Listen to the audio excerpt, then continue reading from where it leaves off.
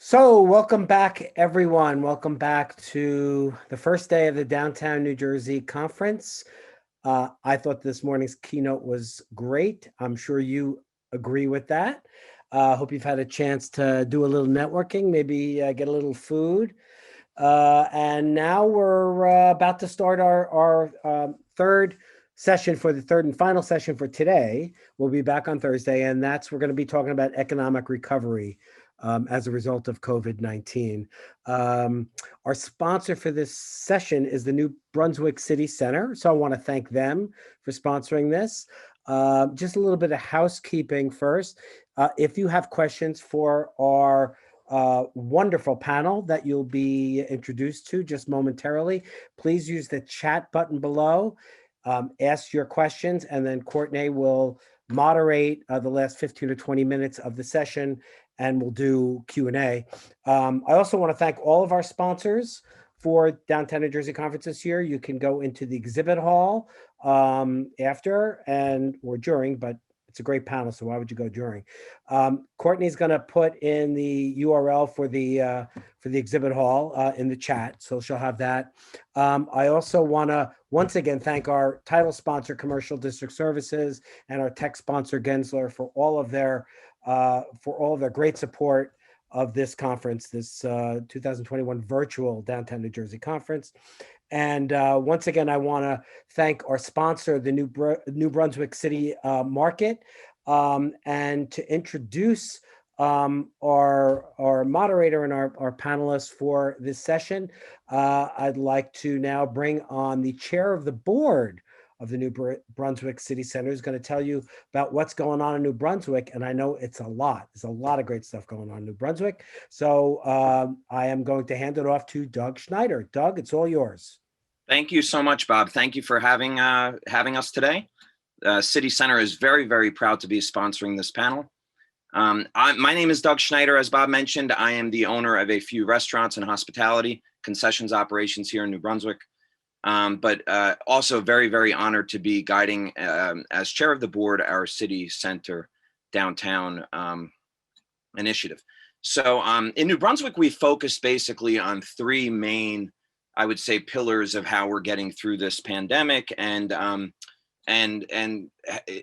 they boil down to health, communication, and ultimately fun. Okay, so health, that's both economic health and personal health. What we've done here in New Brunswick is coordinated with the Rutgers Global Health Institute, and we've had free COVID testing each and every Monday here in New Brunswick, and it's free and anonymous, and it encourages testing for all New Brunswick employees of small businesses. We also are working with the Global Health Institute for a COVID-centric high road employer initiative, which is about to launch. And that gives us an accreditation. So we can say as businesses in our downtown and throughout the city of New Brunswick, we are a safe place to come and spend your money and your time.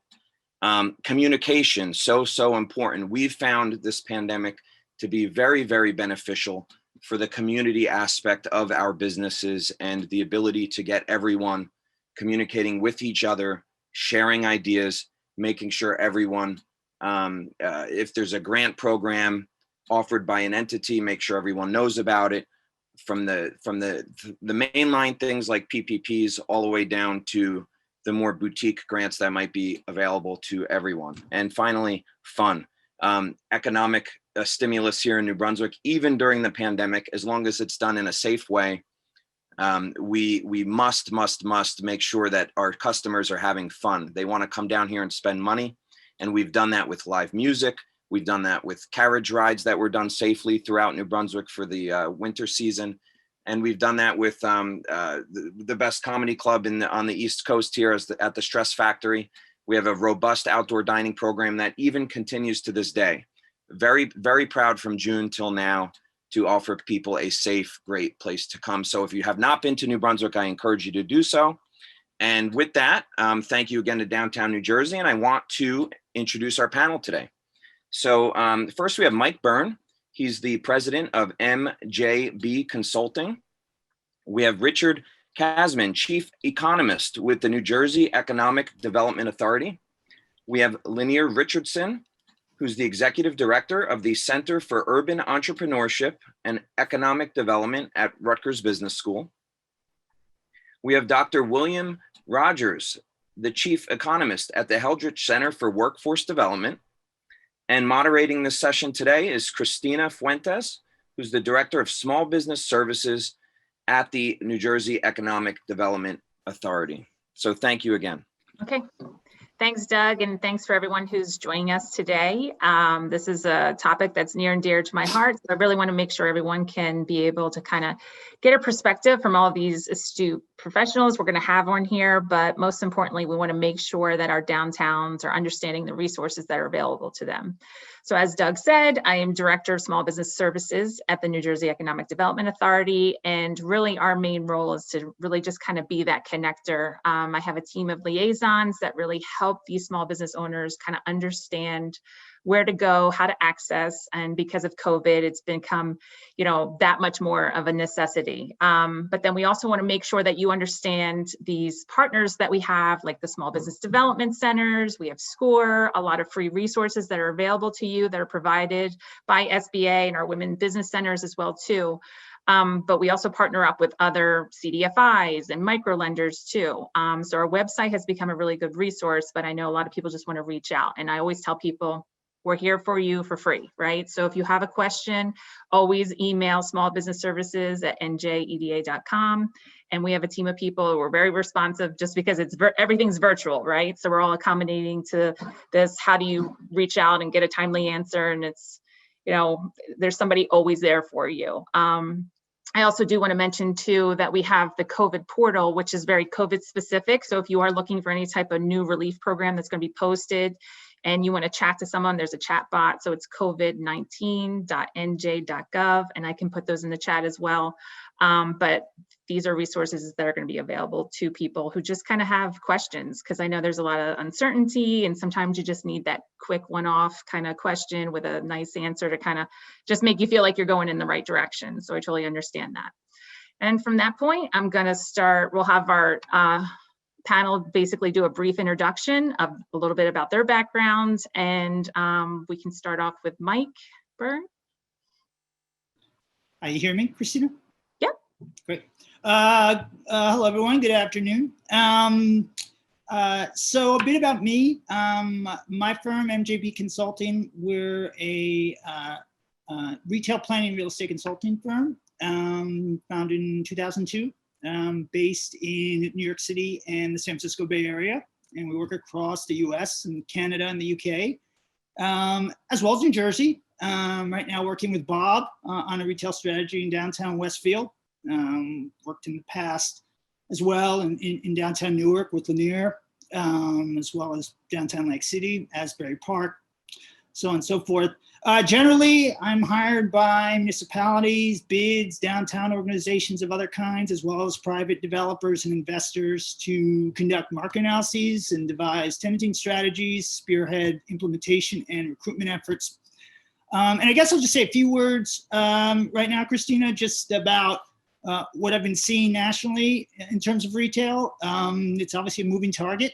I will say that, and this is a low bar, understand me with that, but that the carnage has not been as cataclysmic as we were expecting in the end of March and April.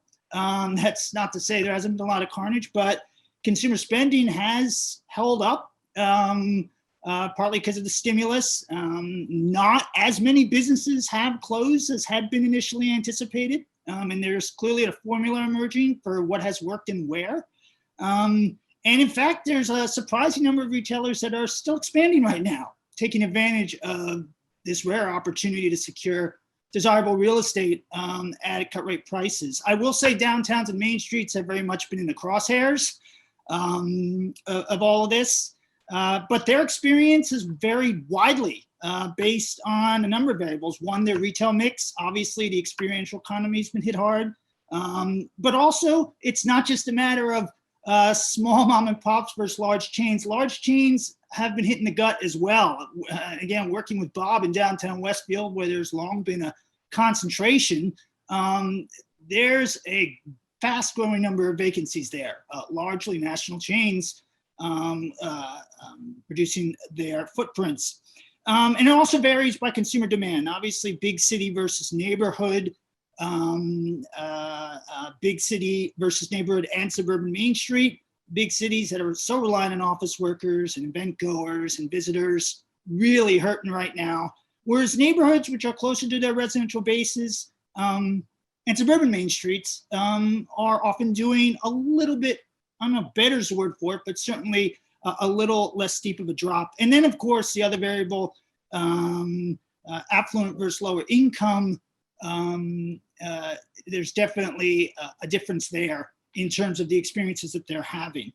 Just one or two other things. I generally am a lot more optimistic about 2021 for a whole number of reasons, not the least of which is the second stimulus, prospect of mass vaccination, economic rebound, pent-up demand, entrepreneurial energy, as we often see in an economic downturn, as well as lower rents. But there's still quite a bit of uncertainty, not just the obvious, but I tend not to believe there's ever such a thing as a new normal in retail. So we've got generational change afoot. We've got a lot of people who've gotten used to cooking again, cooking at home, what that means for our restaurants, obviously remote work and urban flight. How flexible will landlords be? And will some of the formats that we've been excited about in downtowns be increasingly co-opted by more suburban sorts of shopping centers? We're already seeing some of that. So there's a real paradigm shift afoot right now, and I could talk more about that later. Thanks. Okay, thanks. Rich, Kasmin, since you are from the EDA as well, you're up next. Thank you. Greetings, everybody. Thank you for having me. I am, by training more than anything, a macroeconomist. I tend to think about sort of the big picture and what's been going on. So, one thing that I think that is very interesting about the COVID problem has been that government has really been massively important. And, there's always a lot of talk about, too much government, too little government, all that. Government was really important and stepped in some very meaningful ways. So when Mike talks a little bit about how the downturn wasn't as bad maybe as people expected it to be, it's because the Federal Reserve, the federal government, our state governments down to localities, and thanks to technology too, in no small part, has really we've learned a lot of lessons from past downturns of what to do in an emergency. There's no emergency that I could think of, certainly in post-war history, that compares to what we've been through. And what makes this dynamic all the more difficult to deal with has been that this is really a public health crisis more than an economic crisis. And the reason I say that is because, economic crises start normally because of a shock, an economic shock. Oil prices rise, debt issues, stock market falls, that kind of stuff. This is really a public health crisis. So, the thing that is definitely true is that there's been a tremendous amount of stimulus, and there's going to be more stimulus. And these are all good things because, COVID is certainly very much alive, unfortunately. But to really get the economy going, it really needs, the public health crisis needs to be tackled. And so where everybody should be, I think, at this point, really focusing their time, their efforts, their money should be into how we get vaccines out there as quickly as possible. Now, all that said, certainly there is a lot of fiscal stimulus, and this really helps businesses especially get through by filling holes. So hopefully we'll talk about that a bit. Certainly the EDA, and from Christina and my standpoint, we feel that we have a big suite of different grant financing programs that certainly help fill those holes at some parts of the fiscal stimulus hasn't been able to support. So I think we'll talk about that more going forward. Absolutely. Lyneir, Richardson? Or Richard? Great. Okay. Thank you for inviting me to the conversation. As was mentioned, I'm Lyneir Richardson. I approach today's discussion really wearing three hats. As a professor at Rutgers who leads our Center for Urban Entrepreneurship and Economic Development that helps small business owners and local retailers figure out how to survive, recover, get resources, put together strategic plans to survive and grow. A background in economic development, as well as a real estate owner and investor as well. And I think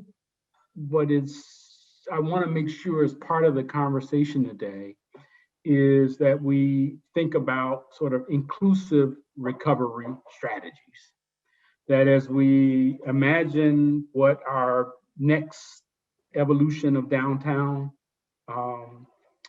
progress really feels like, and the experience we want, that we have this opportunity to imagine how community development and economic development and downtown district development can all sort of come together, and an opportunity to put racial equity, racial wealth gap closing maybe at the center of that, right? So as you think about how our downtowns might recover, what systems might change to drive a more inclusive recovery, right? What incentive programs would be different to drive a more inclusive recovery, right? How would we think about small business services, working with property owners to encourage more entrepreneurship? How do we think about next economy sort of industries? Pick it, cannabis, top of mind, healthcare, green energy, artificial intelligence, drones, autonomous vehicles. How do we think about both inclusion, next economy, and more prosperous downtowns? I just think we have this, whenever there's a disruption or a discussion about recovery, it gives us a chance to say, all right, if we don't have to do the things that we've always done, what could we do differently? What could we tweak?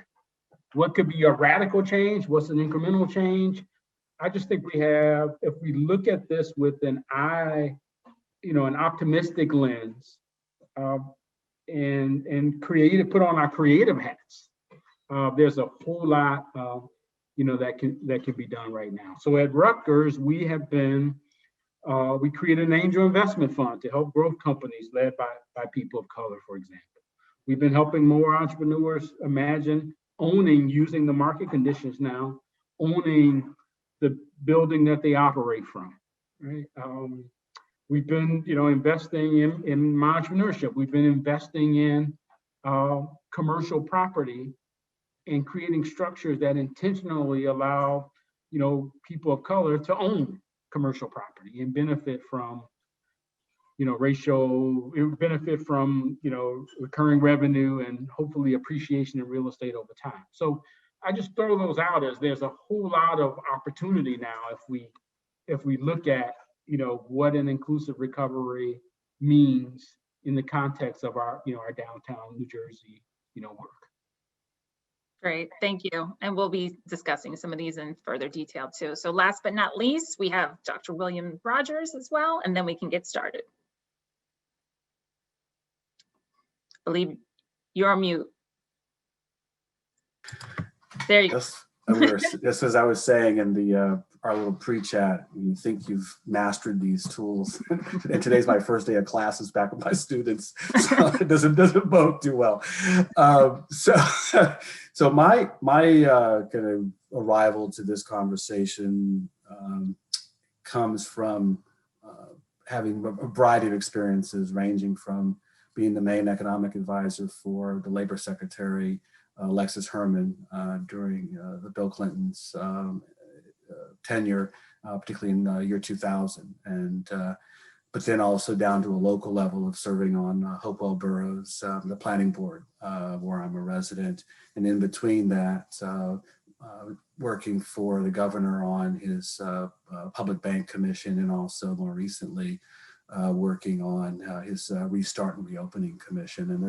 And then the final thing that I guess that also brings me to this conversation, and also what really gives me my perspective, is that I've been a board member for United Way Worldwide at the national level, but also a board member for United Way and chair for United Way Somerset County, and we morphed and merged with United Way of Morris County and 3 other United Ways.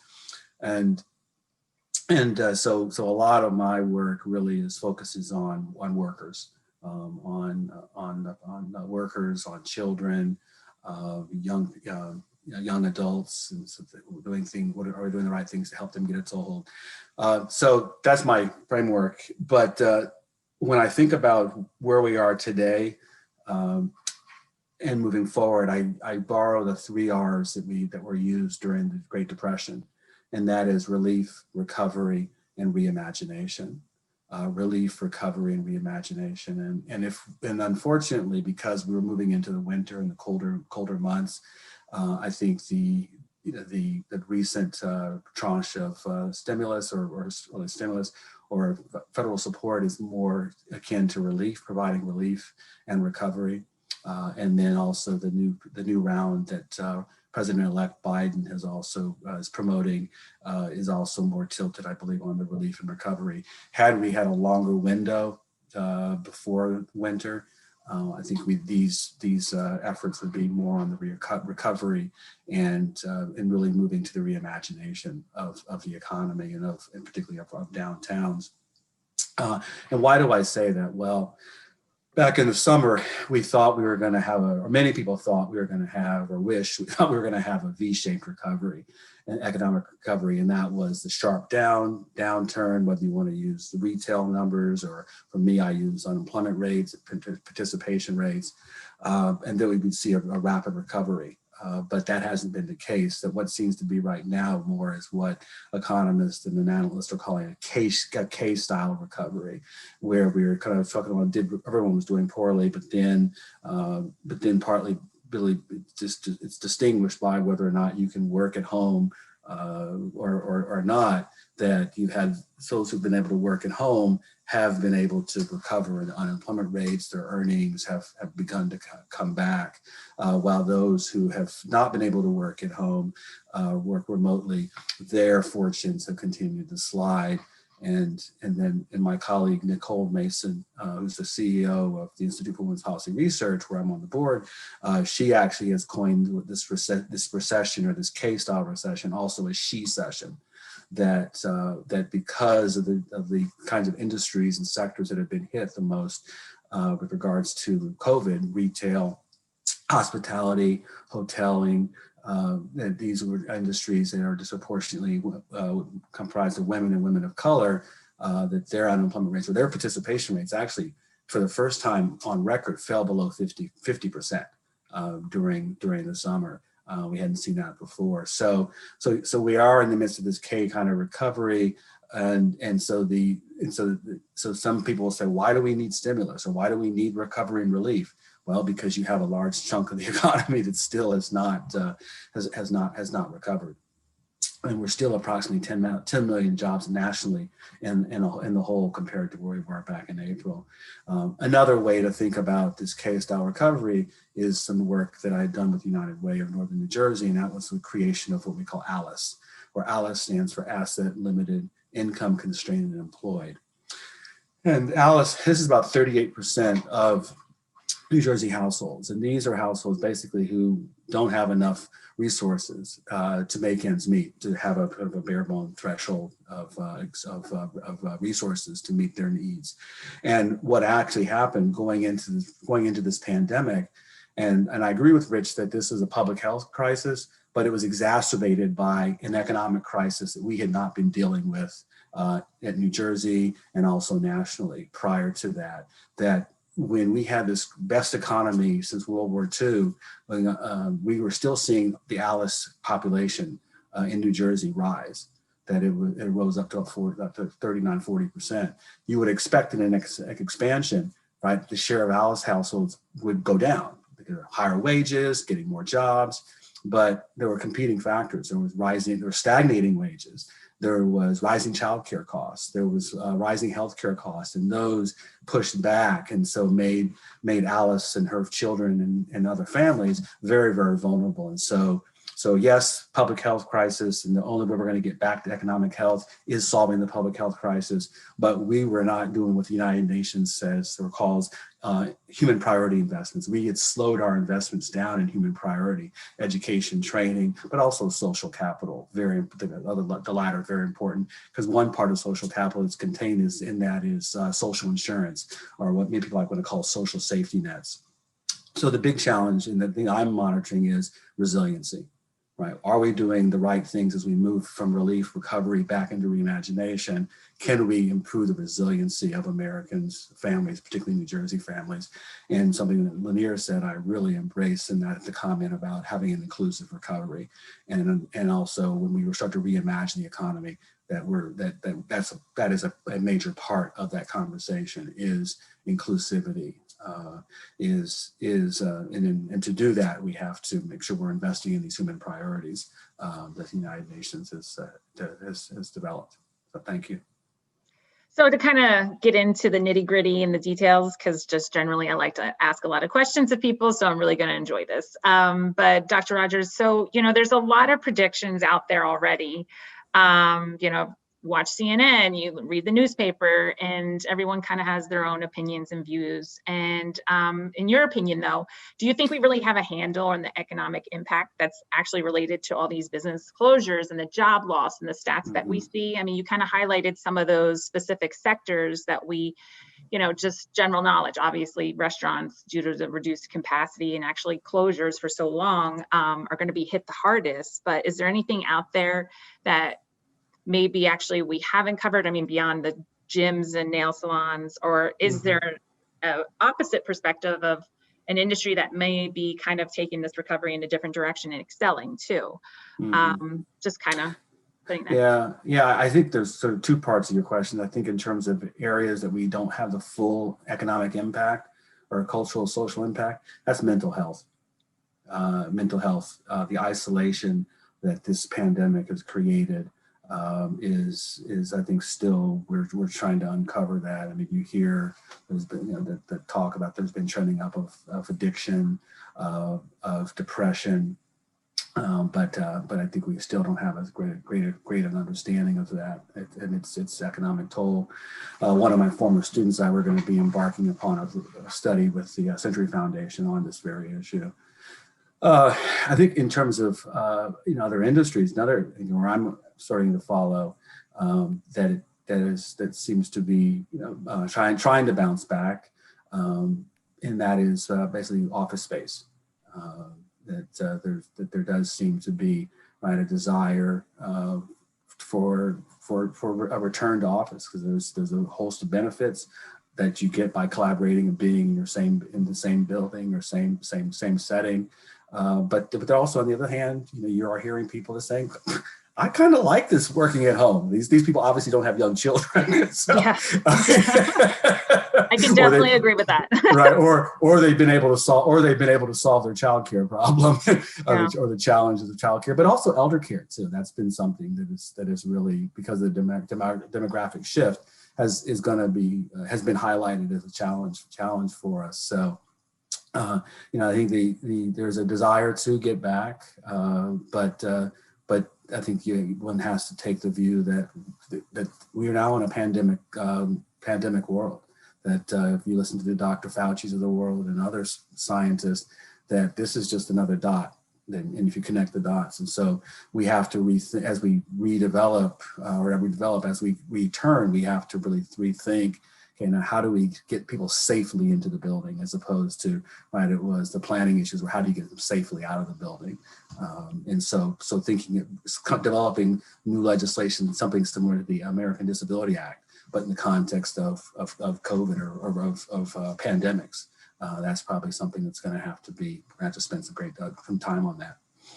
Mike, I'd be interested in your perspective of more of boots on the grounds kind of Yeah. a perspective. Yeah, thank you, Christina. Great comments, William. I think there's two particular sectors which it would be worthwhile to highlight just because of their potential impact on downtowns and main streets.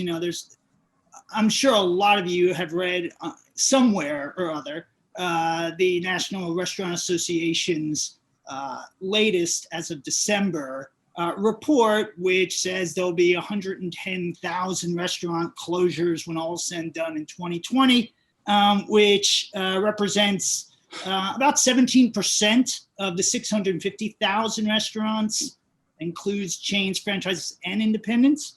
110,000 sounds like a big number. A couple things I'd say about that. One, part of the goal there was lobbying. You do want to make sure that the negative impacts are underscored if you're trying to get relief, and that to some degree worked. So I understood the intention, and it proved to be effective.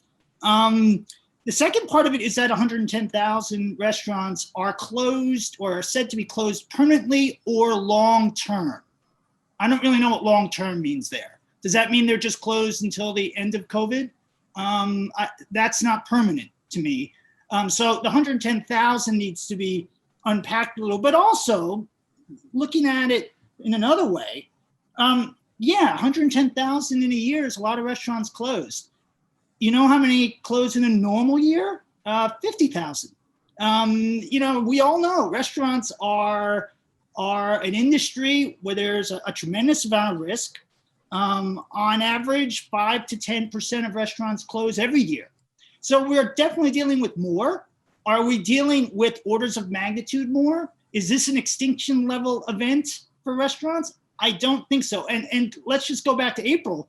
There were reports forecasting as many as 85% of our restaurants would go dark. And indeed, I was pretty scared myself at what the percentage turned out to be. It's not anywhere close to that yet. The other piece I wanted to, and maybe actually, let me, I don't want to keep talking, but because this might come up in another question about office space and its impact on downtowns, but I'll cede the floor for now because. Yeah, that was actually my next question.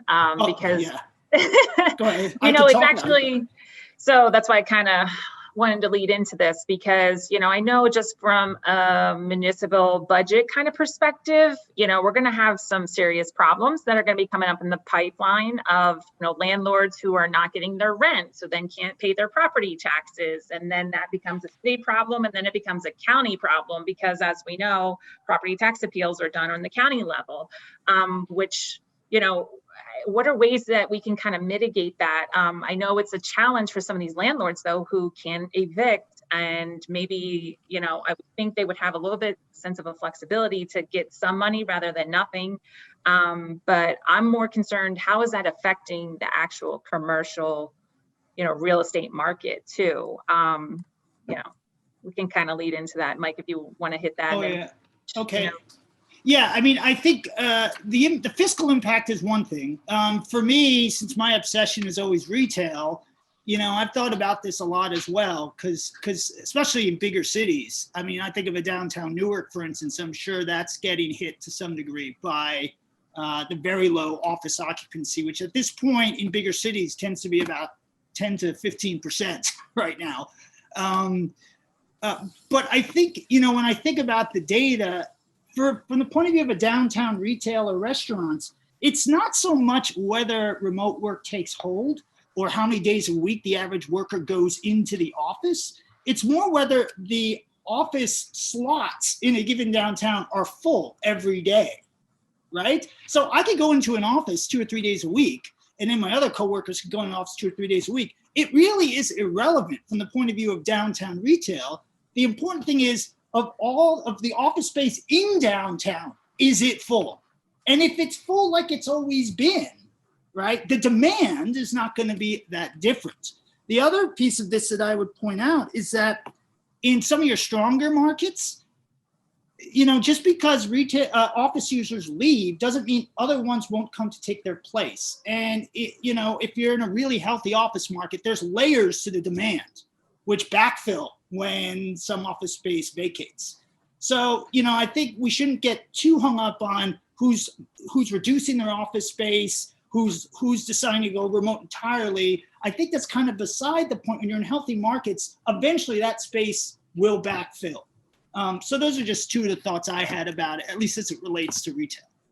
Lyneir or Rich, do you want to chime in? Yeah, the only thing I'll add is sort of piggybacking on Mike is I do believe that real estate is constantly evolving. So, you know, I even see some of the questions in the chat about, you know, what will happen when restaurants become co-working spaces? Will manufacturing be behind a small storefront retail? Will office spaces be more, you know, communal? I always go to a default of, you know, this is evolutionary, not revolutionary. So there's this continued, you know, creativity. How do we use the space? Do we do healthcare different? You know, are there, you know, I do a lot of work in Chicago, and they just announced that Macy's was leaving the water tower place. I mean, it's been iconic, you know, and so imagining what happens to, you know, over 200,000 square feet of retail space. Office, you know, will people go back? When I go into my office in downtown Newark, and when I talk to, you know, the small businesses there, you know, the fact that they're holding on, expecting, you know, March, April for the Prudential employees and the Rutgers students and the, just the daytime 100, 200,000 people that would come into Newark every day to come back. And will it be those same people, to Mike's point? You know, will it be sort of, you know, new ways of imagining that, arts and culture, all of that stuff. So I just think, you know, there's no future in pessimism, right? So this thought of retail continuing to evolve and the space users coming up with, you know, new creative, you know, uses that will, you know, provide foot traffic and vibrancy. You know, again, I'm continuing to be hopeful, and I keep saying, as I said in my opening remarks, next economy, right? So we're continuing to think about the stuff we know, but what's the role of potential new industry seeing opportunities in downtown, right? What's the role of our, you know, AR, VR, you know, Internet of Things? What's the role of cannabis, you know, in any of our idea about what should happen downtown? Yeah, it's all about the pivot, right? You know? Yeah, and I also have some thoughts on that.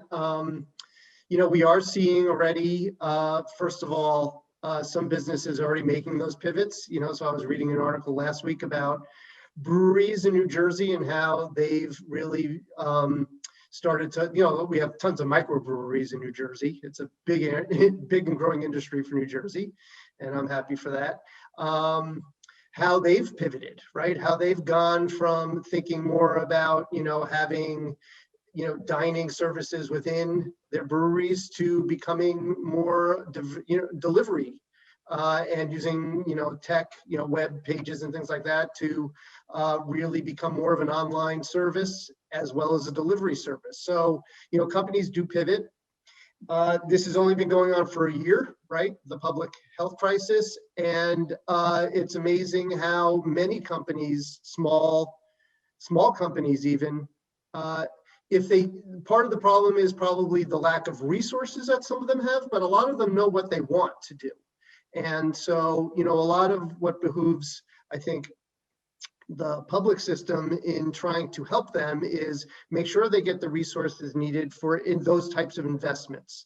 Because a big question going forward is, you know, to what extent do people who would possibly invest in downtowns now be more concerned about, you know, rolling health crises, and how does that change within their minds the desire to invest, and how can insurance come to fill those needs? How can the public sector help to fill those needs so that there's a way to mitigate some of those risks? And the last thing I just wanted to point out is that probably will have more of a localized workforce to some extent. I mean, there'll probably will be some higher percentage of people who work closer to home, and in a place like New Jersey, that probably does benefit downtowns to some extent. One thing's for sure is that good spending has been very strong. So I would imagine that, some retailers have done okay during the pandemic.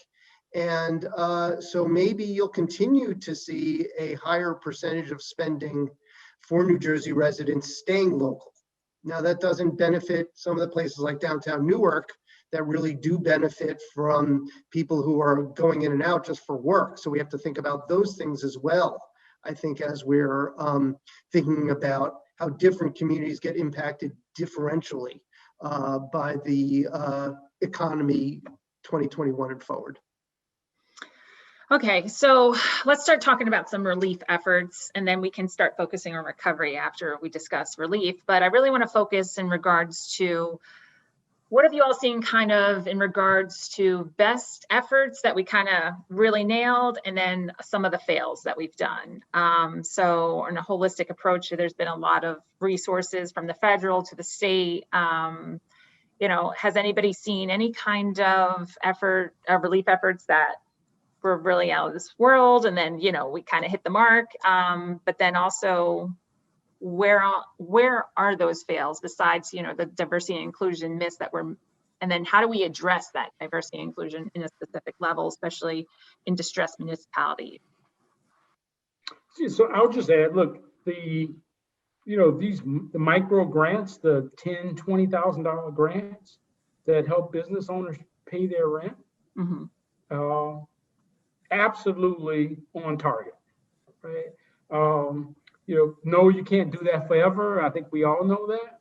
But in terms of just giving people a moment to breathe and to think strategically and to figure out the pivot, I think we're absolutely on point. So is that the EDA program you're referencing, or PPP, or? So as again, for a period of time there, I actually think there was an opportunity. I was going to pivot there, an opportunity to have almost technical assistance capacity buildings. I know some of the economic development agencies did this as well, to just help people apply. For a while, there was, there's a Facebook grant, a Verizon grant, an EDA grant, a federal grant, yeah. City of Newark grant. So people were trying to figure out what to apply and where and how, and so there was. There's some entrepreneurs who were really savvy, who said, all right, I'm closing my business. I'm just going to be a grant writer for the next, 90 days. And the other business owners that were like, look, I know how to operate this business, but I don't, they're asking me for my last 3 years of tax returns and asking me for, some type of statement about how I'm going to use the grant. And I'm just trying to get the money to, keep my landlord off my case and keep, my suppliers providing me with, with the goods that I need for my business. So I think going forward, there's also opportunities to continue to provide just an organized way of assisting business owners of both identifying all the grant sources, and I saw some people, compiling them, but also just completing, completing those applications. Going forward, what could we do differently? And I think where there's some opportunity. I think, providing capital for what I'm calling the pivot plans, right? So we, whether that is helping entrepreneurs, in the heat of the pandemic,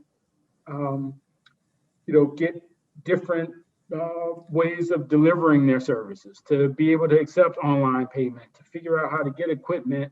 One of the cool stories I remember early on was there's a dance studio who really had to quickly purchase video equipment to be able to do jazz dance classes online, right? And you can imagine it, but to be able to satisfy her existing customers in a way that the dance class sessions that she was teaching really felt, at least endearing enough and close enough that the customers felt like they were getting value.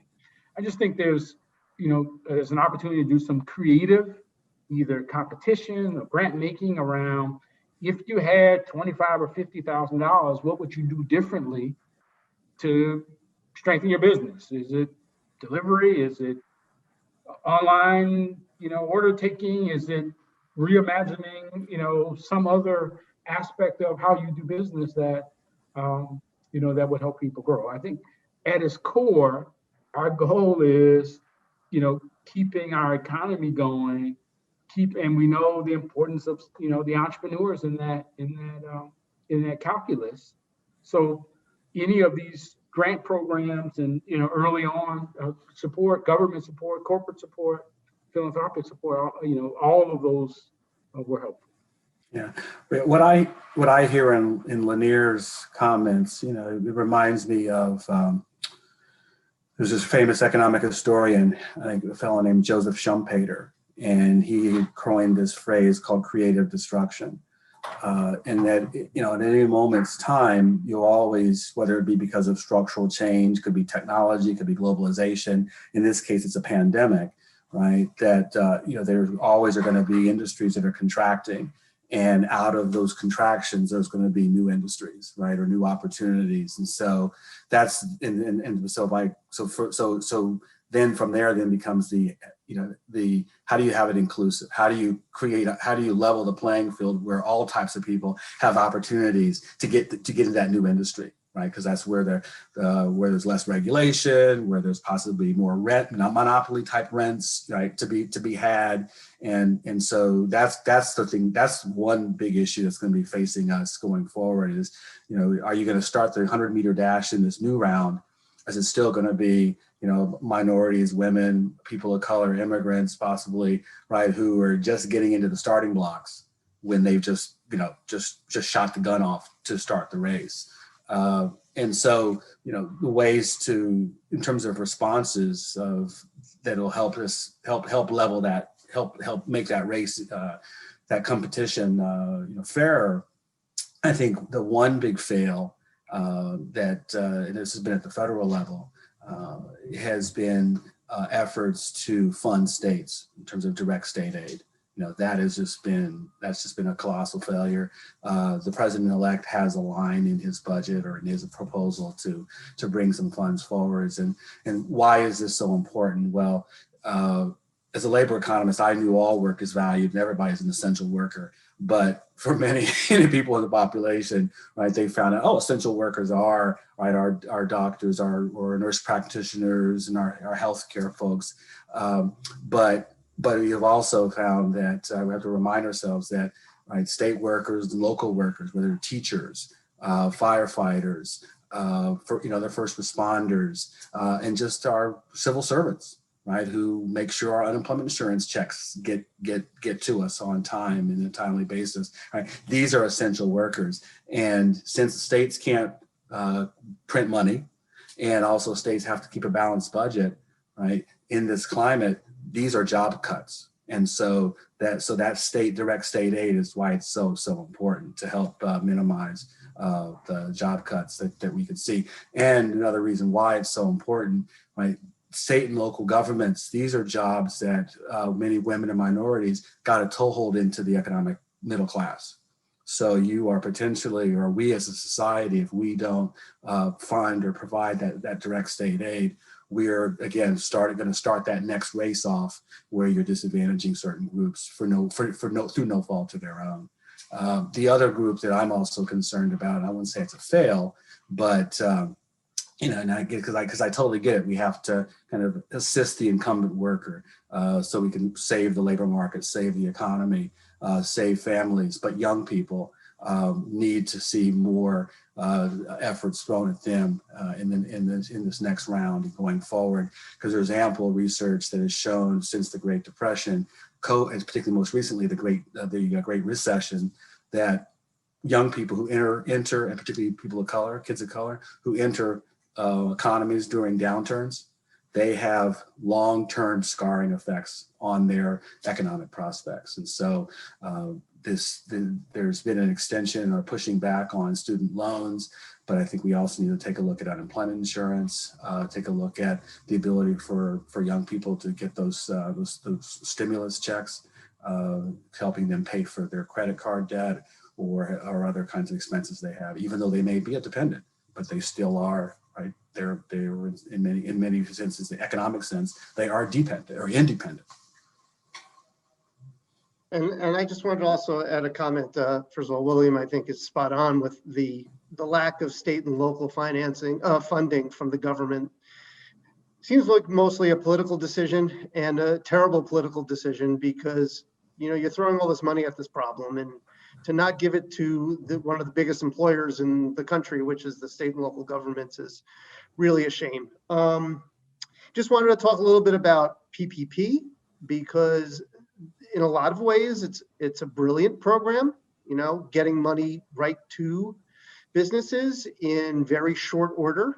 But probably what got left out a lot of that was your really smaller, disenfranchised small businesses, first time, Americans, minorities who would be underbanked, probably missed out on getting those fundings. Now, hopefully in the second round, they've certainly opened it up. So, hopefully anybody who's on this call who maybe tried to get PPP the first round couldn't get it because of maybe a lack of enough of a decline in their revenues, or because they didn't have enough employees, things like that.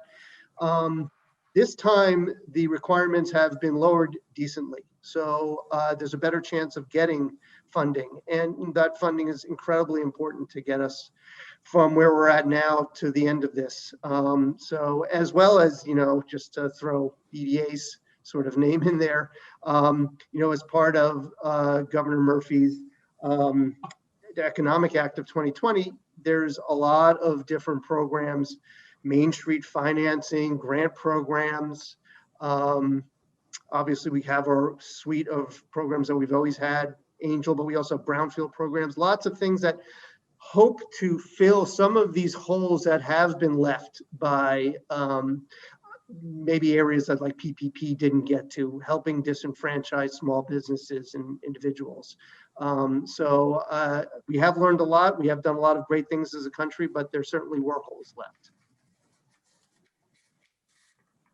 Mike, is there anything? Yeah, I know we want to move on to the next question, but this is kind of a question to the panel, and also maybe to you, Christina. What's intriguing to me, and obviously the second round of PPP has started, but the first round ultimately was well below fully subscribed, right? There was a good, $130 billion that was kind of left on the table. And so I'd be curious to hear from the other panelists, like, what happened? If we still have a lot of people who were not well served by that program, what was the disconnect? Why was that not fully subscribed? I'm kind of interested in that, just my own curiosity, because I don't quite understand those two data points put together. So I can kind of speak from an EDA staffer perspective, as we were operating our normal operations, and then all of a sudden you're kind of pulled to run two lanes, right? So we were running COVID plus normal, and as the banks, they were kind of pulled in the same direction. So you had tellers that were processing PPP applicate, like everyone kind of had to be all hands on deck. And I think there could have been better communication. As you know, sometimes from the government down, it's a bit convoluted, and I think round two should have a little bit more direction in regards to that. But on the New Jersey level, we have our CDFIs that are New Jersey based, but unfortunately, we need to get some new blood and kind of, look at other states and what they're doing, and how do we attract some different CDFIs that can really kind of, help address the need, because there's the need amongst the women and minority business owners kind of, it's there. It's just, where do I go to get this? And on the EDA level, we can only help so many people, and we can connect you to only so many people, but it's, sometimes you have to be, in that downtown, they have very good contacts with a specific person. And if you don't, from a state level, if you don't know that person, it's hard to really get that technical assistance to them, right? Yeah. And I wish I had a magic wand to figure that one out, but I'm still learning, to be honest with you. We have a new director on the state level from the Small Business Development Centers, Kelly Bronza, who's come on board from Colorado, and she's really looking at new ways we can do that. But the biggest thing is we're making sure the communication is there. How do we communicate on the state level, whether it's to the Small Business Development Centers, to SCORE as well? Because these are all entities that are funded and EDA can't do it all, right? So we need to have a much more coordinated effort. And I think that's kind of where PPP comes into that with the banks too. I found out just from talking to some customers that, you know, if you utilize ADP for your payroll services, the banks were doing it. Bank of America automatically was processing your PPP. I was just like, wow. And so the people who are actually paying that additional cost had an advantage. Well, most of your micro business owners are not going to be able to afford that service. So it's kind of like, we need to look at some of those hurdles, I think, too. But unfortunately, it's a federal side, and it kind of, you know, I think it's really the lack of communication. We need to understand, how do we do that better from what I've just seen. I don't know if anybody else wants to. Yeah, I got the impression, and I haven't seen any studies, but I got the impression kind of maybe two things happened. One is, you know, and they tried to respond to the issue, but one is that, you know, many of your smaller companies, particularly minority women-owned businesses, you know, they were turned down because they didn't have the relationship, right, with with the local bank, the local lender, and then I think, you know, at the other end, you probably had companies who then said, "Whoa." There was that. You remember that was a real big backlash towards. Right, there were certain large companies getting PPP, and so you may have gotten people, right, in those companies saying, "Whoa, we may be eligible, but from a political or politics or from a public relations standpoint, yeah, we need to figure out how we're going to do it in other ways."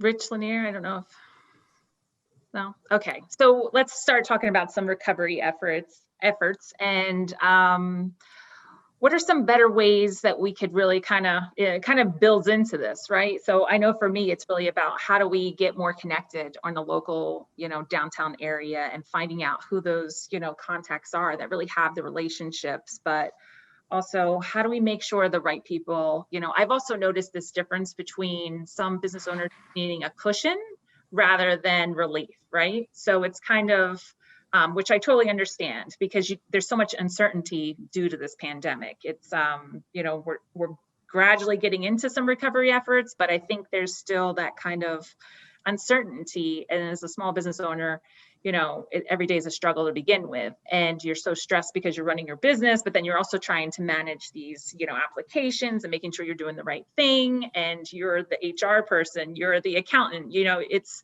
very stressful as a small business owner. So how do we make sure our recovery efforts are really targeted to these small business owners? And what's the best way to really kind of do the outreach to these downtowns, and making sure they're inclusive, and, you know, hitting all the women and, you know, minorities that are eligible for these.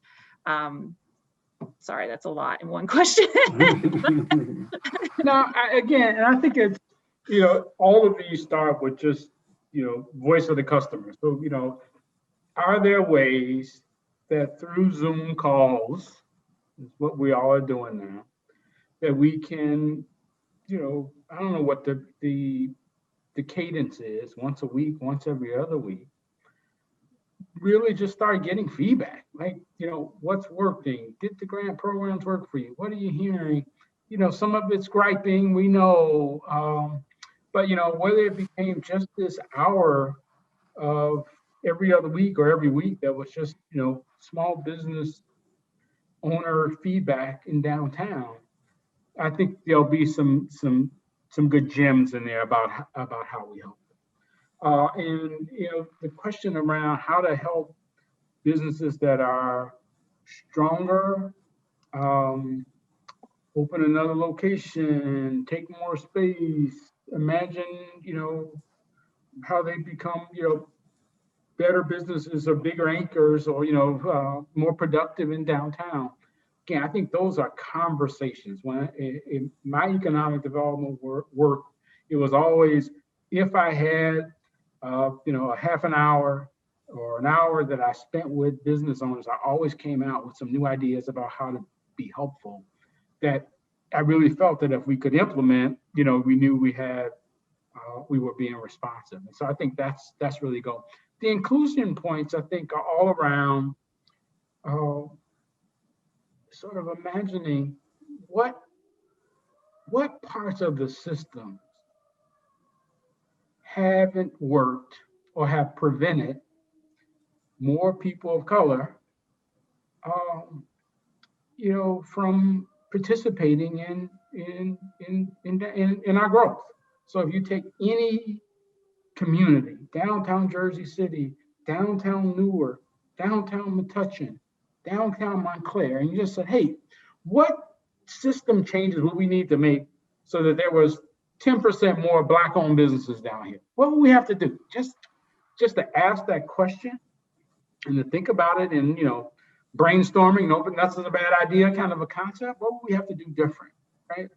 That discussion doesn't happen enough. And I think that this period allows us to do that. Like, it'd be great. We know, and in the past, when we've had Black-owned businesses downtown that have not succeeded, why? What changes needs to make that would give Black-owned business a higher probability of succeeding downtown?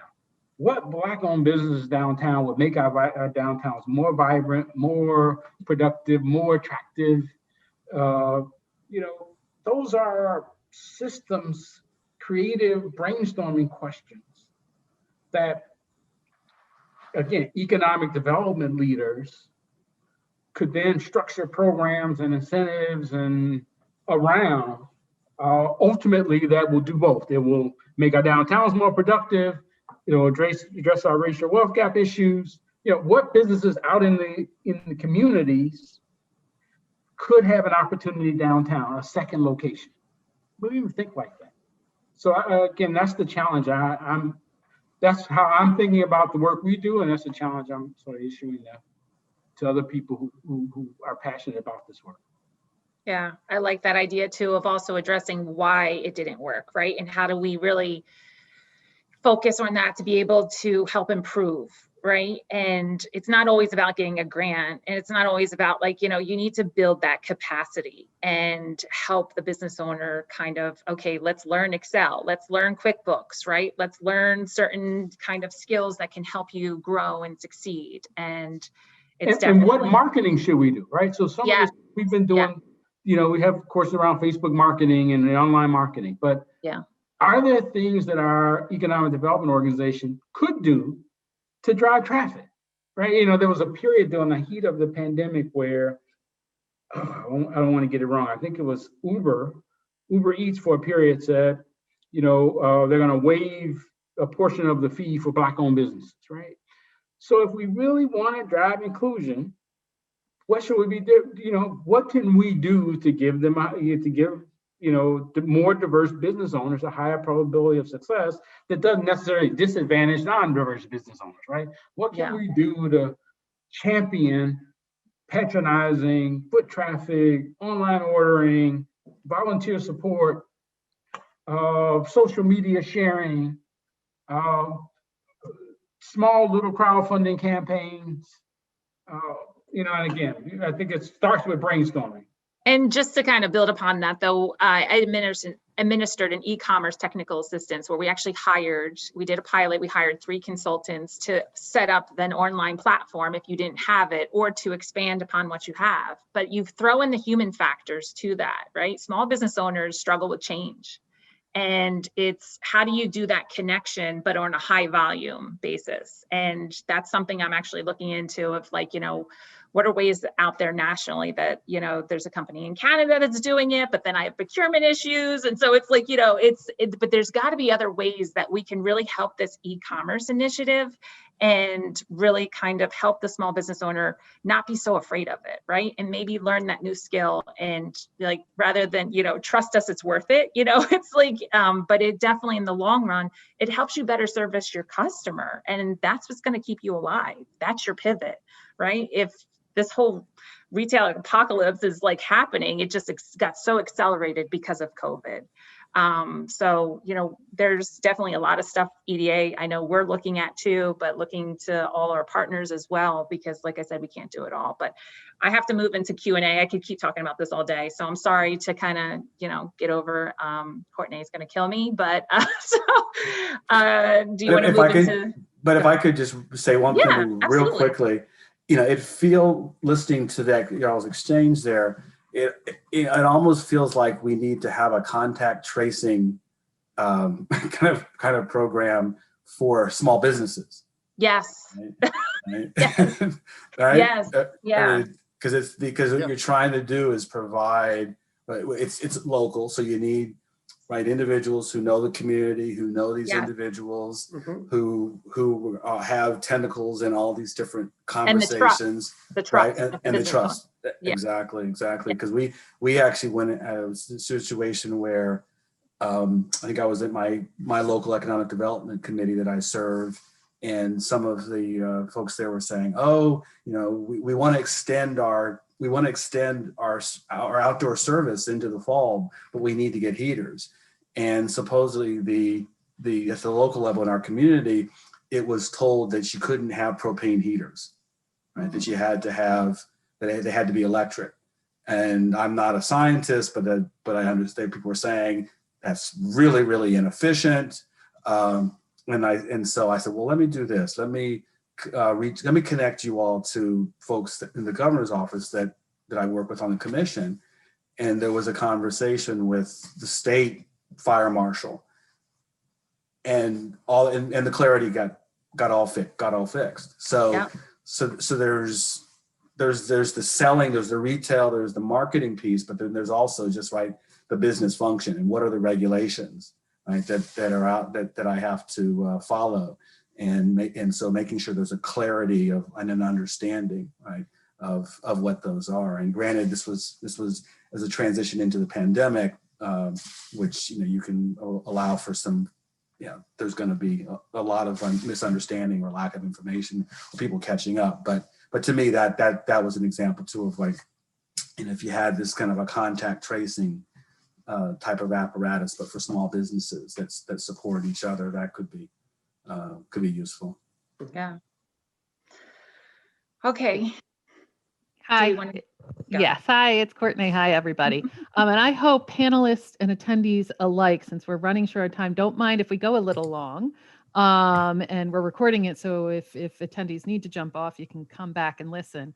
And the last question was going to be about downtown surviving and thriving. So this question from the audience actually works out nicely. One variable determined to help reduce the impact of pandemics on downturns was the retail mix. Those with healthier mixes were less impacted. What are some tools available to municipalities to take an active role in managing the tenant mix and facilitating a healthier retail mix in their downtowns? My guess is Mike might want to take this one first. Yeah. No, and to be honest, I think part of what got us into trouble was what was working so well. And as is often the case in market economies, when something works well, we double down on it until there's so much of it that it collapses on itself. Remember frozen yogurt? Remember, perfect example of how this process works. And I think what we did in downtowns in the last 2 decades was the tenant mixes became so dominated by food and beverage, specifically experiential more generally, and for understandable reasons. But it was already showing signs of teetering before COVID, some initial signs, and then it really punched us in the gut with COVID, right? And what I do think, and I think there was all sorts of risks even going in terms of whether the demand for that was going to endure, even without a viral contagion, when you have a generational shift afoot. Millennials are in family formation stage.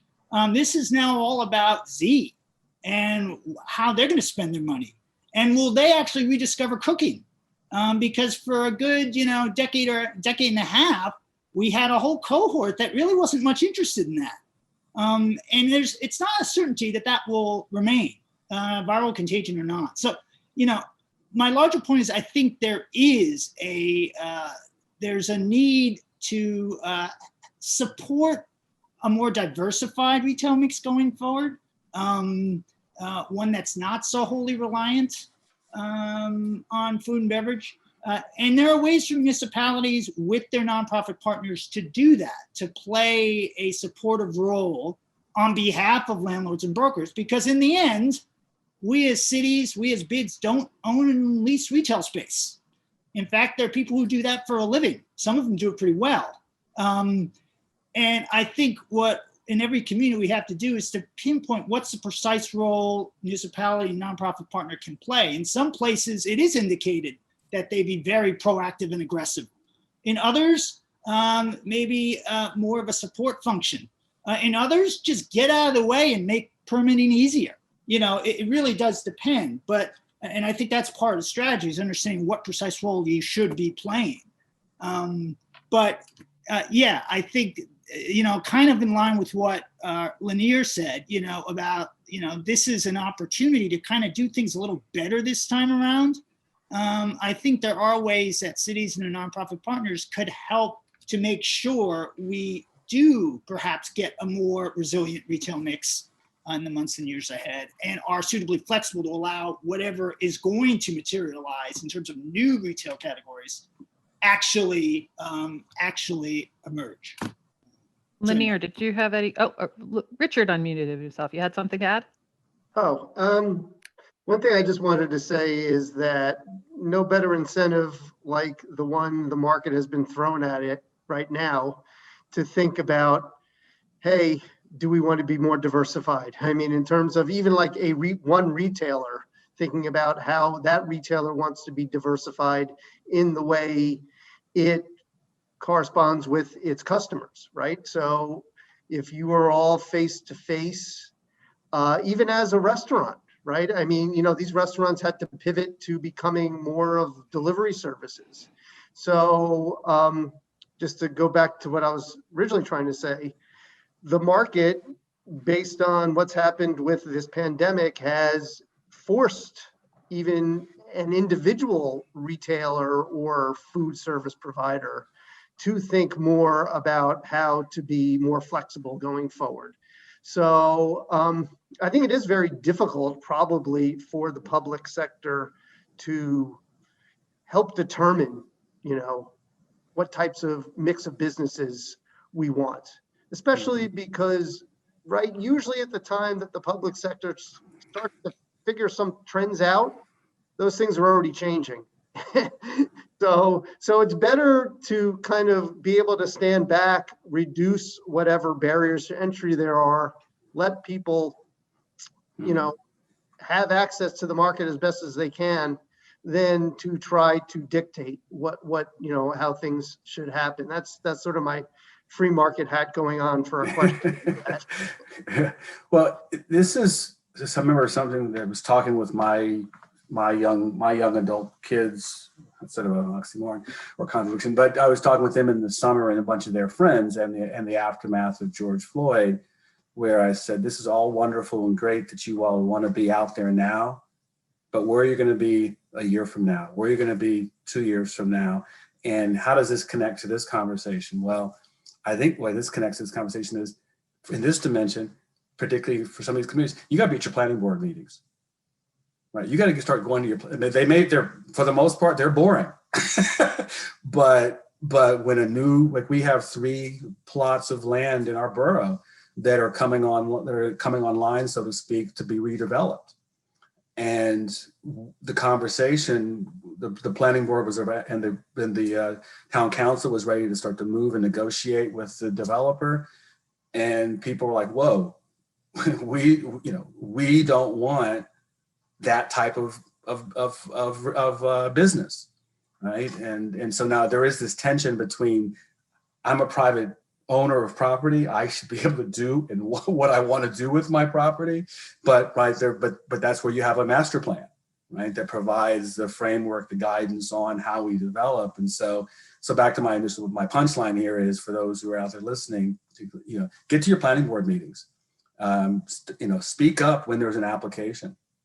Or get involved in the charrette that's being done where they're trying to elicit, well, how do we want to develop this new piece of property, right? And I think that's really at the ground level the way that I think we're going to go forward and influence, right, that kind of mix, right? And it's not just retail; it's even like for us, it's a conversation about affordable housing, and that's going to really connect us to, right, this broader social justice conversation that we're having right now. So get to those meetings, be involved. And Bill, thanks, Bill. And you gave me 2 pivot points.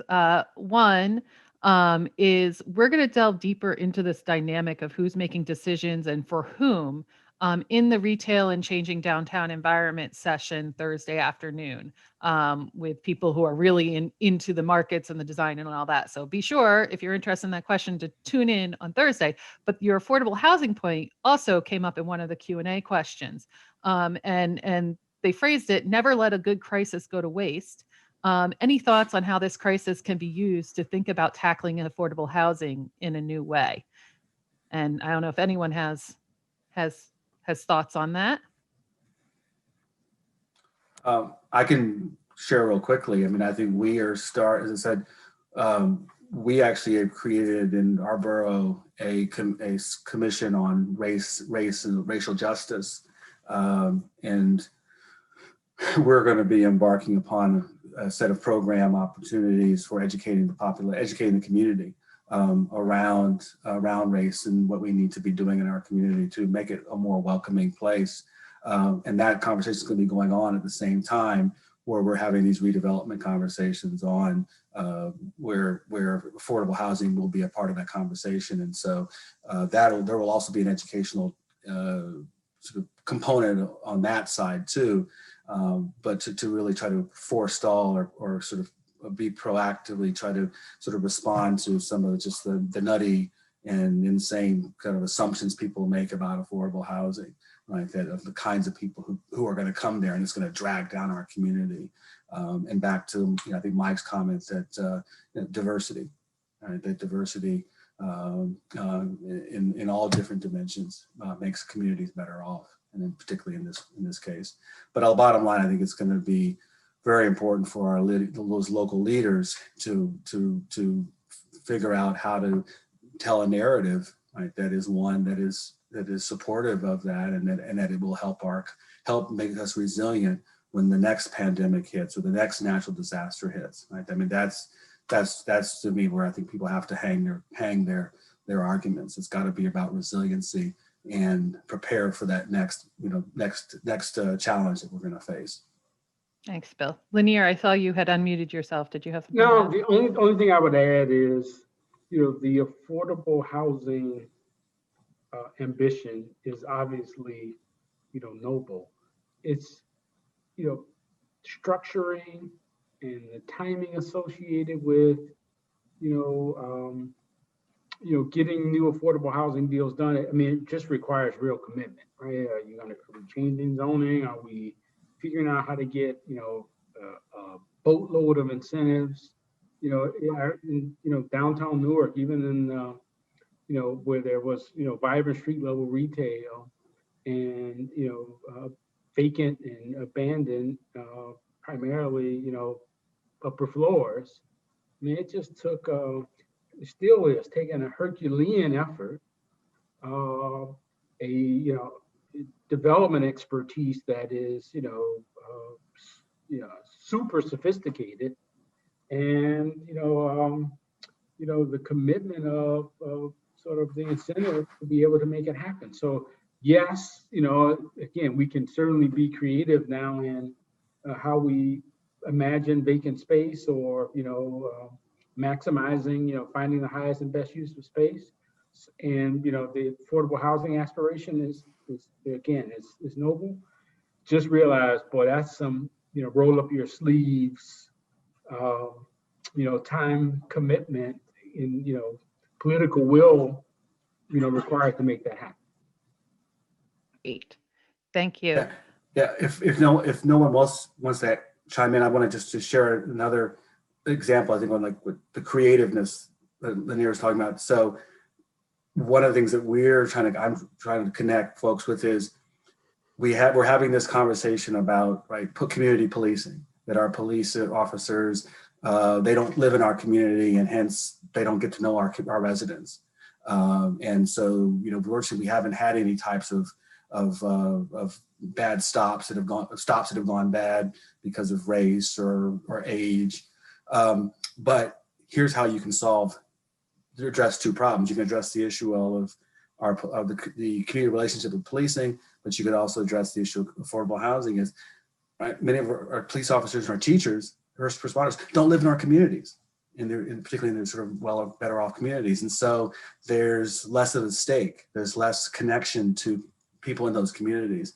Well, here's where affordable housing, right? Improving that stock provides opportunity if a police officer wants to live in in their communities which they serve, or a teacher wants to live in the community which they serve. That can solve two problems, but it goes a long way it solves two problems, right? And it goes a long way to address those issues, these big issues that we're now trying to confront. Absolutely. Thank you, Bill. And as a planner, and I think the only planner here, that's one of the arguments I make constantly when people try to, fight against affordable housing is, do you know how much your fireman, policeman, teacher, et cetera, makes, particularly when they're starting out? And do you think they can afford to live here? And a lot of times the answer is no. So with that, we've already gone about 8 minutes over, and I thank you all for your time and your contribution. There was a lot of chatter. I think people thought this was wonderful. I certainly thought it was wonderful, and I want to thank you all. I want to thank all the attendees who joined, and I want to encourage you all to come back on Thursday. We have a full slate of activities on Thursday, including Placemaking for the Win panel discussion, the Placemaking Awards, and another virtual exhibit hall and networking, retailing in the changing downtown environment in the afternoon, and culminate the day with a virtual tour and happy hour. So we really do hope you will continue joining us on Thursday and enjoy inauguration festivities. Hopefully nothing crazy goes on tomorrow while we're taking off, so you can do that. And again, thank you and have a great evening.